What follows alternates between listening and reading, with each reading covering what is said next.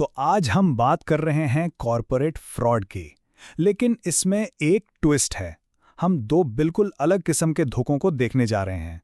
एक वो जो कंपनी के अंदर निचली सतह से शुरू होता है और दूसरा वो जो बिल्कुल टॉप से यानी मैनेजमेंट की तरफ से किया जाता है। सवाल यह है कि इन दोनों में आखिर मुश्तरक क्या है।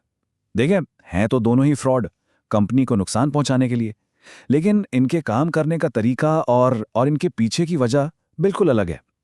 एक का मकसद है सीधा साधा कैश चुराना, जबकि दूसरा वो दुनिया की आंखों में धूल झोंकने के बराबर है।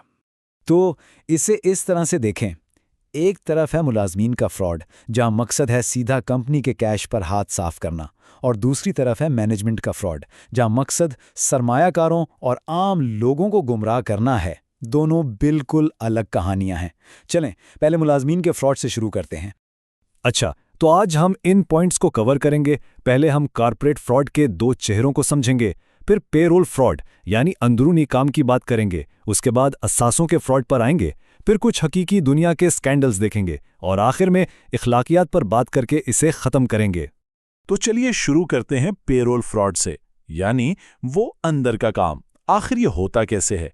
इसमें आमतौर पर कंपनी का पैसा चुराया जाता है और इसके लिए कुछ बहुत ही आम तरीके इस्तेमाल किए जाते हैं। सबसे आम तरीका तो यही है कि लोग अपने काम के घंटे बढ़ा चढ़ा कर लिख देते हैं या फिर ओवरटाइम का झूठा दावा करते हैं। कमीशन बढ़ाने के लिए सेल्स फिगर्स को गलत दिखाना या फिर सफ़र के अखराजात को बढ़ा चढ़ाकर पेश करना, ये सब इसी में आता है। मकसद सिर्फ एक, थोड़ी सी इजाफी रकम हासिल करना जो उनका हक नहीं। लेकिन कुछ स्कीमें इससे भी ज़्यादा कह लें कि तख्लीकी होती हैं, जैसे कि घोस्ट एम्प्लॉई बनाना। नाम से ही थोड़ा अजीब लगता है ना। तो ये घोस्ट बनता कैसे? देखें, इसके लिए पहले तो पेरोल सिस्टम में एक जाली मुलाजिम बनाया जाता है, फिर उसके झूठे दस्तावेजात बनाए जाते हैं ताकि वो सिस्टम को बाईपास कर सके। सबसे अहम बात, फ्रॉड करने वाले के पास पेरोल बनाने और पैसे ट्रांसफर करने दोनों का कंट्रोल होना चाहिए। जब एक ही शख्स के पास इतनी ताकत आ जाती है तो इस तरह के फ्रॉड का दरवाजा खुल जाता है। तो फिर सवाल यह है कि इन घोस्ट्स को पकड़ा कैसे जाता है? ऑडिटर्स कुछ सुराग ढूंढते हैं, जैसे पेरोल में ऐसे नाम जिन पर पूरा टैक्स नहीं कट रहा, या कई मुलाजमीन के लिए एक ही बैंक अकाउंट या पते का इस्तेमाल होना। और अगर पेरोल का खर्चा हमेशा बजट से ऊपर जा रहा हो तो ये सब रेड फ्लैग्स हैं। ये इशारे हैं कि सिस्टम में कोई घोस्ट छुपा हो सकता है। अच्छा, अब कंपनी के निचले लेवल से निकलकर चलते हैं सीधा कॉर्नर ऑफिस यानी टॉप मैनेजमेंट के पास। यहां फ्रॉड का मकसद कैश चुराना नहीं है, बल्कि यहां तो पूरी तस्वीर को ही बदल दिया जाता है।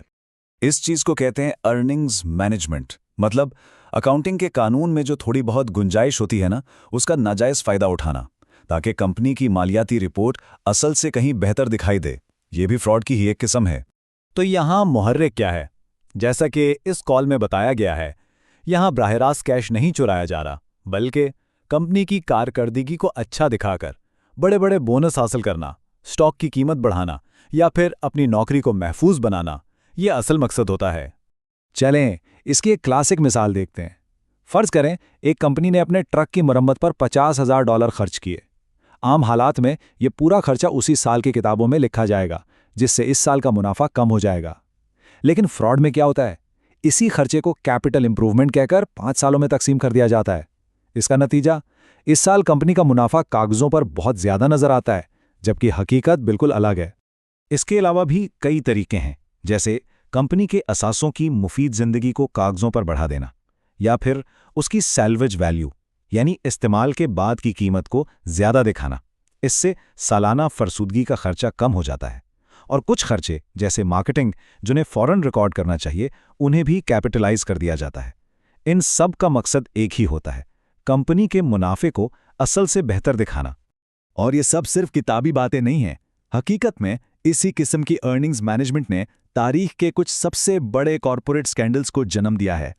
इस स्लाइड में जो चीज सबसे दिलचस्प है वो ये है कि इसमें वर्ल्डकॉम, क्रिस्पी क्रीम और सनबीम जैसी बड़ी कंपनियों के नाम हैं। इन सब ने बिल्कुल यही तरीके इस्तेमाल किए थे, अपने फिक्स्ड असासों की गलत दर्जाबंदी करके लोगों को धोखा दिया। वर्ल्डकॉम की मिसाल लें, वहाँ मैनेजमेंट ने रोज़मर्रा के ऑपरेटिंग अखराजात को, जो कि फ़ौरन रिकॉर्ड होने चाहिए थे, उन्हें गलत तरीके से कैपिटल असासों यानी तवील मुद्दती असासों के तौर पर रिकॉर्ड कर लिया। इस एक चाल ने उनकी आमदनी को मसनूई तौर पर अरबों डॉलर्स तक बढ़ा दिया, और उसका अंजाम क्या हुआ? अमेरिका की तारीख का एक सबसे बड़ा दिवालियापन का केस। बिल्कुल इसी तरह क्रिस्पी क्रीम पर भी इल्जाम लगा कि उन्होंने जारहाना अकाउंटिंग का सहारा लिया। उन्होंने भी असासों की ऐसी हेराफेरी की जिससे उनकी आमदनी बढ़ गई और सरमायाकार धोखे में आ गई। तो आप वापस आते हैं इन दोनों किस्म के फ्रॉड पर।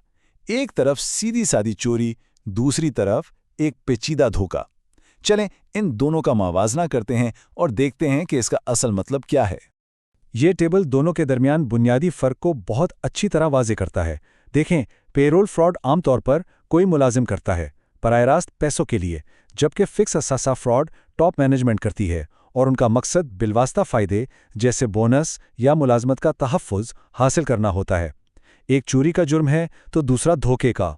लेकिन उनके तरीके कितने ही मुख्तलिफ क्यों ना हों, दोनों किस्म के फ्रॉड की जड़ एक ही है, और वो है अखलाकियात का ना होना और कंपनी के अंदरूनी कंट्रोल्स का कमज़ोर होना।